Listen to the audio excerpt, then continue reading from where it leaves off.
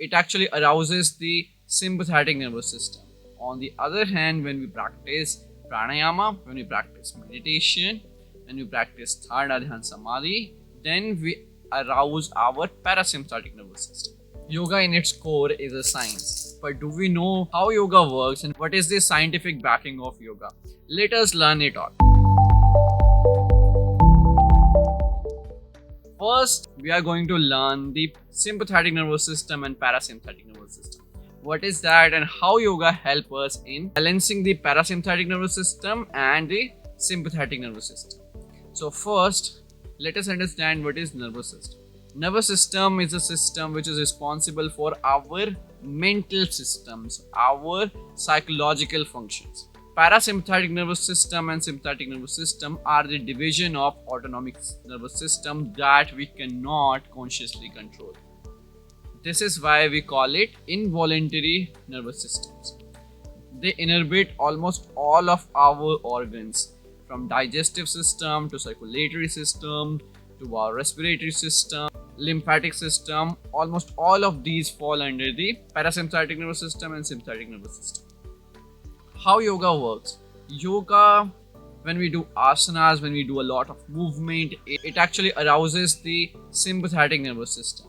On the other hand, when we practice pranayama, when we practice meditation, when we practice Thada Dhyan Samadhi, then we arouse our parasympathetic nervous system. As many of us are leading a very sedentary lifestyle where we are still stressing because of numerous reasons, but we do not do any exercise. The sympathetic nervous system has a fight and flight response. It is made to evade a danger. We know that if a bear is chasing us, we have to run, and at that time we don't need any digestive functions. So our respiration gets faster, our heart start to beat even faster, so that we can evade the danger.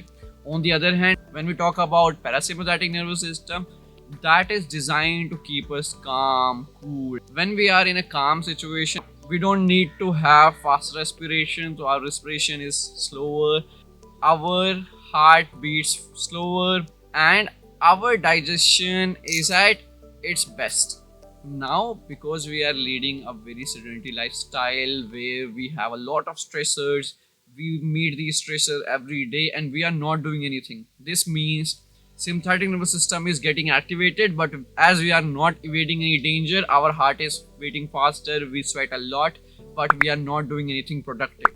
This is why we need to balance parasympathetic nervous system and sympathetic nervous system, in which yoga helps. Yoga stretches your muscle. As we know, we are spending a lot of time while sitting on a chair or slouching forward, and you know what does it do? It actually tightens your back muscles, and which is why we need to release all of these muscles, and in this yoga helps with the help of stretching. Yoga helps in the mobilization as well. Do you know all of our movable joints are called synovial joint, and they are surrounded by ligaments, cartilage and tendons.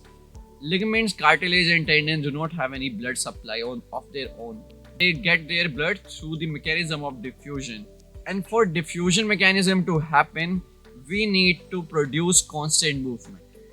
So in this, yoga helps. When we move our body in asanas, we actually provide more blood circulation to the joints. Yoga helps in the blood circulation as well. As we know, our body has around 5 to 6 liters of blood, but we have a lot of blood vessels, and it is estimated that our blood vessels can wrap the entire earth. They are this long. This means we do not have enough blood in our veins, in our capillaries all the time.